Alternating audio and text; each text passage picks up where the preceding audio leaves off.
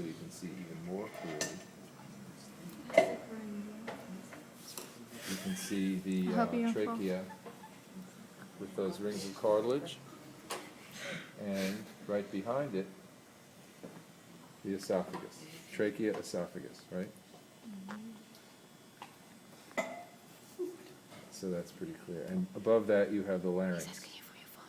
I'm not going to cut it open and expose the vocal cords. Those are just sort of little flaps. They look almost like the semilunar valves, these sort of little half-moon flaps. Well, I could cut it open. I can do it if I can take Nana's. Sharpen it. It's like Inception. See if it's sharp enough. Yeah, it is pretty sharp.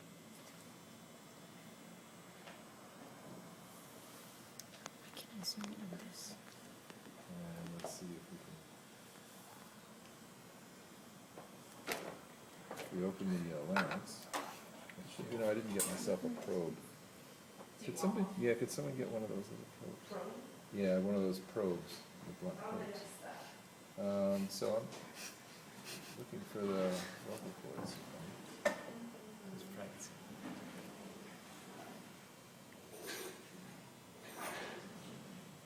Saw them in somebody's specimen. They're usually little flaps here, like here and here. So they're not very apparent. They're not mature anyway. These pigs can't squeal yet. So what does the thymus produce that? That's not the thymus, that was the thyroid.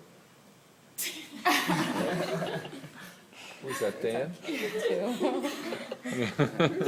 That was Nana's question. Yeah. Oh, okay. Are you really interested in the thymus? Is that? No, I'm interested in what you're... Oh, no, this was the thyroid. The thyroid Yes. is, you'll Right. see, we're going to do endocrinology, Great. But anyway, I can't really, one of these folds is the vocal cord somewhere, on one side and on the other side, I can't really tell. But here's, for the other parts that we want to see, we want to go into the pharynx and the nasopharynx. So first of all, we want to cut the angle of the jaw.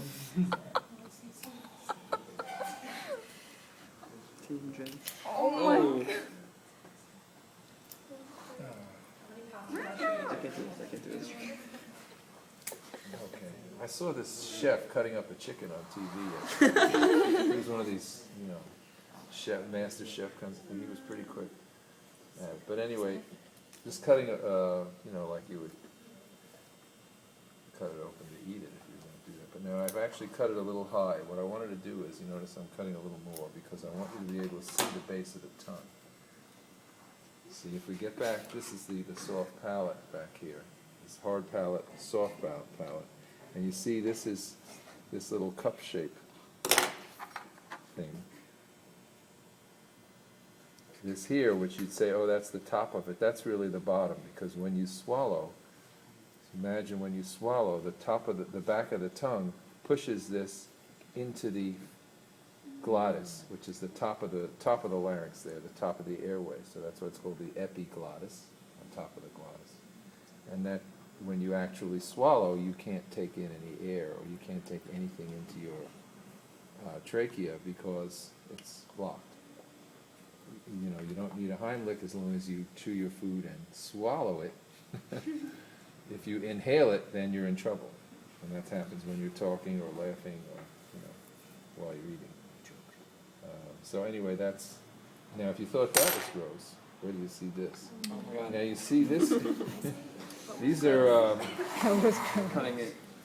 this, you see these nice, fairly wide open nostrils, even without the blue red strips. And now, if we cut off the very tip, Yeah. Who's saying that? She's supposed to bring that to school. It's not even supposed to be bad. You cut the jaw. yeah. Yeah, 'cause that's exhausting. Oh, Not a very sharp can I have that sound? That's right, you're studying to be a vet, right? Yeah. So you collect animal parts. Yeah. Okay, All over my room. they're all over your room? Yeah, they're scattered around. Nana, You get my you hand. can't record it anymore. What happened? Why? You froze. It The iPhone couldn't handle it. Give it to her. The iPhone was grossed out. Siri. Seriously. saying this This is. Oh, this I'm- is, this is. I this did is not really- sign up for this. I'm sorry, it's just not really sharp enough. That's much better if you do that. But you'll notice how instead, here you have a pretty wide opening, the nostrils. But as soon as you go even a couple of millimeters below the surface, you see how the opening is smaller, and you have these folds of tissue, which are called conchae, that's in the book, C-O-N-C-H-A-E, which are these folds of the interior of the nasal lining, so that the air, when it comes in, is filtered, humidified, and warmed, right? Especially, if it's winter. I remember once asking on a practical some years ago what this was and what the function was, and one of the students put to keep dirt out of the lungs, And I was ready with my red pen to mark it wrong, and then I remembered how pigs eat. Figured, for a pig, probably important to keep dirt out of the lungs. So had to give the kid credit. See how lenient I am, anyway.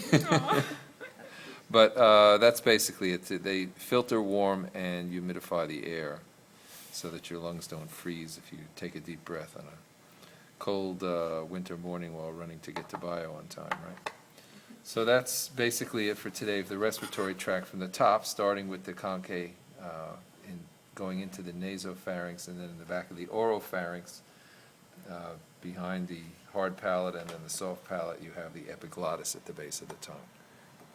And then the next place is the larynx, or the voice box, that has vocal cords in it that I couldn't find. Trachea with its reinforcing rings of cartilage, and the esophagus dorsal to that. And then from there we go down into the, once you're through the esophagus, you're into the abdominal cavity. See, the esophagus is actually quite a long tube, isn't it? Mm-hmm. Trachea is a lot shorter. That starts branching off into the lungs,